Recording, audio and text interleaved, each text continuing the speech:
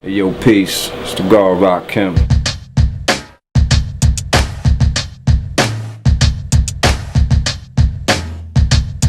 So today it's all about what happened to the rap career of the God, Rakim. This is the Entertainment for One podcast, and I am Anthony BLT, your host as always. And like, subscribe, and share. It's real simple. Like the vid if you like this content that I'm about to lace and lay out for you. Subscribe to the channel now, because that's when you're going to get some of my best content, and you'll get all of my content. And plus, I'm almost close to 4,000 subscribers. So we definitely want to get those numbers up and gain that momentum going into the summertime, depending on when you watch this, and share the video. Now, Rakim, as we all know, I'm not going to give you a rundown about his history, straight out of Long Island, New York, and all of that, and his start in hip hop, because you should already know that because you're watching this video.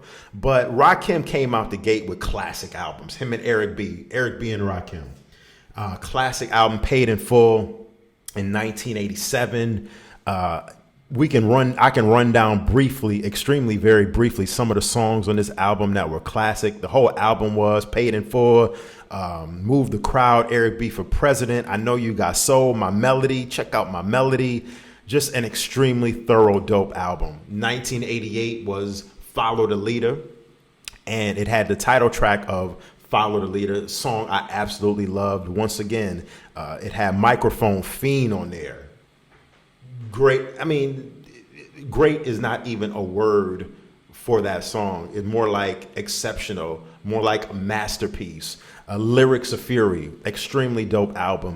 1990, they kept it going. They kept the classic string of albums going with Eric B and Rakim did. What was it? Let the Rhythm Hit 'Em in 1990 had the title track Let the Rhythm Hit 'Em. It had one of my I think it's like one of the more underrated songs of Rakim, a song called The Ghetto. He was definitely giving us that realness, that rawness, and street tales on that song. So it was just another dope album. Now, around 1992 is when we started to see some of the cracks and chinks in the armor, in my humble opinion. Rakim and Eric B and Rakim were pretty much on the dawn of a breakup and going their separate ways. Around that time in 1992, Rakim was featured on the Juice soundtrack. He had the song Juice, Know the Ledge, which is a classic song, one of Rakim's best songs. And he just totally destroyed that song off the Juice soundtrack. I mean, that song was prominent in the movie. It was the first song and first thing you heard in the movie as soon as it came on.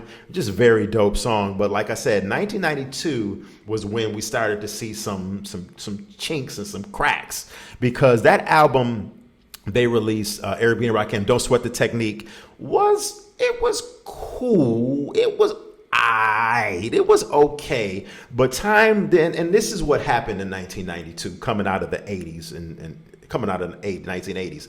And this is something that I always speak on, is that a lot of the MCs, rappers, and artists from the 90s, hip hop artists from the 1980s, found it very extremely hard to transition into the 1990s, because around that time, 1992, hip hop was changing. Hip hop, you had, not only were lyrics still one of the most important, if not the most important thing in hip hop, but you had rappers taking their lyrical abilities to a whole nother level. Whereas in the late 80s, there were only a few MCs that was really spitting and really rapping on the level of a Rakim. You had LL Cool J, you had Big Daddy Kane, of course, like I said, Rakim, and others, a few others.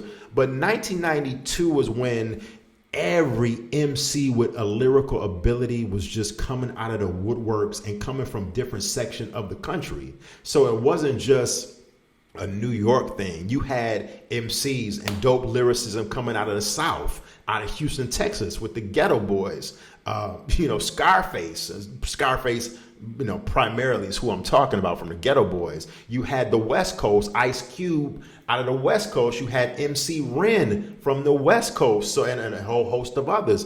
So in 1992, we also, heard Snoop Dogg for the first time. So music was pretty much changing, not to mention the whole West Coast starting 1992, 93 was the start of their dominance in hip hop. So a lot of factors turned into why that album Don't Sweat the Technique was not very successful by Eric B and Rakim. So, and I think that, it had its joints on there. It had a few songs on there that I liked, actually. It had, obviously, Know the Ledge. I just talked about that. What's on Your Mind was a smooth female track. Casualties of War.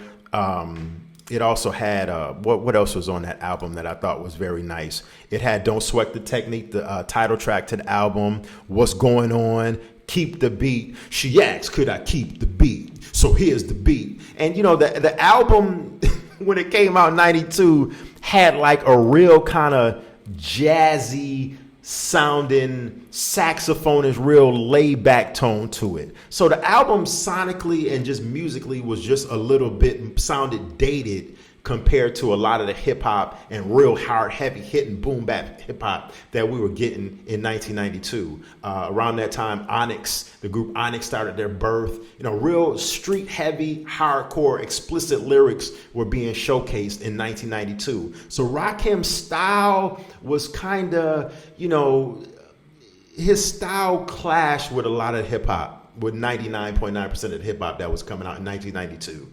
And, the production being kind of lackluster and not that great on that album didn't help. Last album, that was the last album by Eric B and Rakim. So Rakim took a significant time off between 1992 and 1997. In music in general, especially in the 90s, that's a death sentence because hip hop still is, but really in the 1990s, forever changing every year. You didn't have, by the time Rakim came out with the 18th letter, in 1997, you didn't have, Biggie had birthed, Nas, Jay-Z. I mean, we had, and so many other styles and ways of flowing and lyricism. Bone Thugs and Harmony was flipping that style. I mean, you had so many style changes between 1992 and so many awesome, great, brand new artists in that 5-year span.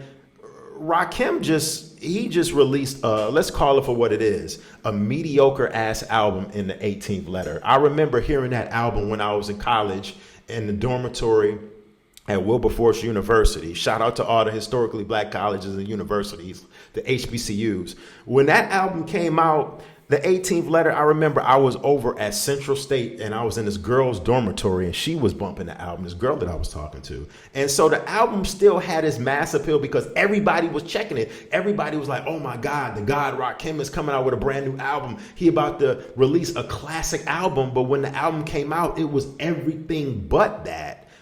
Shout out to Tanya too at Central State University, my sophomore year in 97. I was chilling in her dorm room and she was bumping that song, Stay a While, Rakim, doom, doom, doom, doom, doom, doom, doom, doom, doom, doom, doom. She was playing that song, the female joint, ironically, in her dorm room when I was over there chilling with her. That was a female track that Rakim had on the album. But anyway, I digress.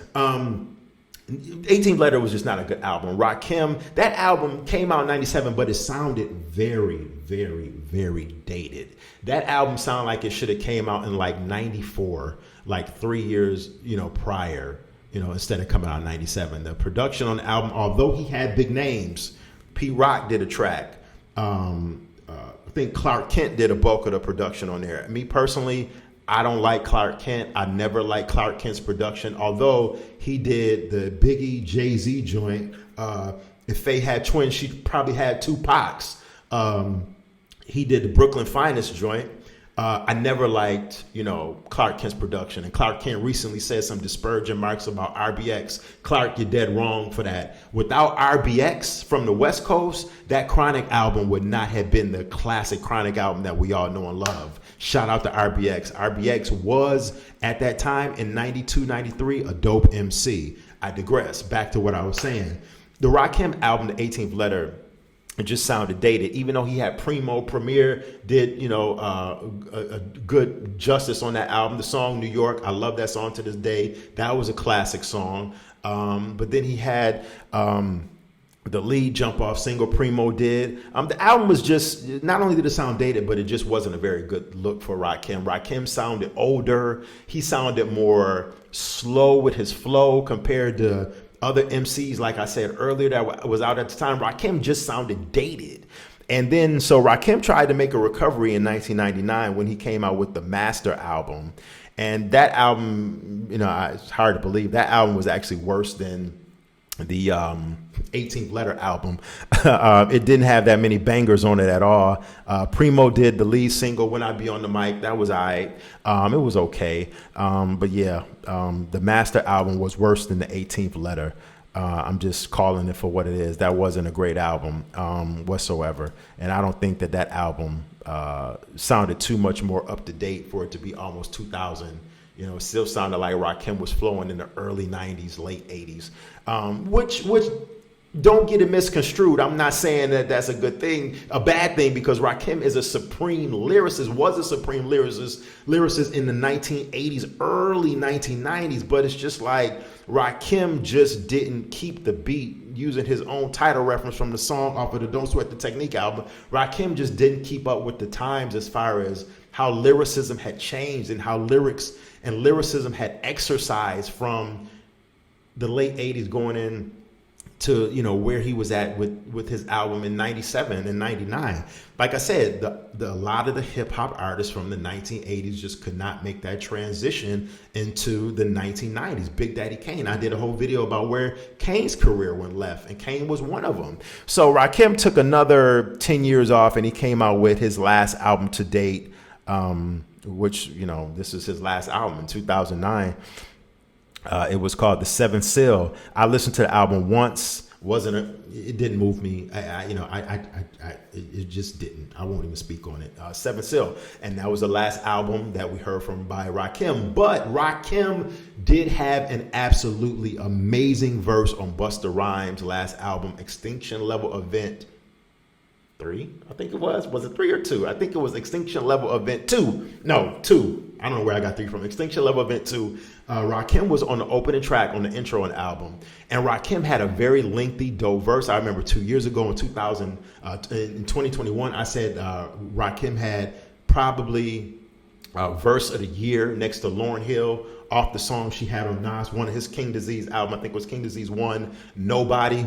I digress, but Rakim had a very dope verse on that album, Busta Rhymes album. He was rhyming, I can't remember who produced the track, but he was rhyming over a beat that was pretty much similar, the exact same beat as Nas's The World Is Yours song. That sample, that piano sample. Rakim was dropping jewels on that song. He came with the lyrics on that song, and he had some thought-provoking lyrics on that song. And I thought Rakim killed it. And I remember hearing that song thinking like, damn, if Rakim would just come out with a brand new album full of beats like this, flowing like this, and just dropping them jewels on us and making us think in 2021 when that album came out, or even now, Rakim could definitely come out with a certified banger classic album. But it's all about the production, which Rakim, to me, has never really fully had dope production since the 1980s. It's all about production. It's all about being able to, spit that shit, which Rakim can do, but he rarely does it because he rarely comes out with material anymore. I mean, besides, the Busta Rhymes verse that was so dope, he hasn't came out with a verse since, he had some features here and there, the classic song, with Kanye and Nas. That was, I was like, okay, I really wasn't feeling that. And Rakim had a very dope verse on Remember the Truth Hurts song, Addictive, back in 2001, 2002, the R&B song, the artist Truth Hurts, that we have never heard from since. Rakim had a very dope verse on that song, Thinking of a Master Plan.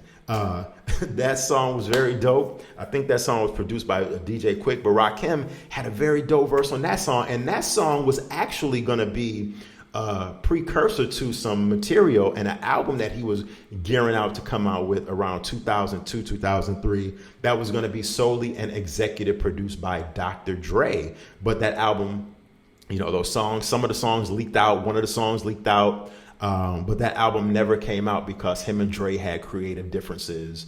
And Rakim talks about it at length in interviews where he says that Dre wanted him to have a style in the early 2000s that, talked a lot about the streets, talked about violence, talked about profane. He wanted him to be more profane on his songs.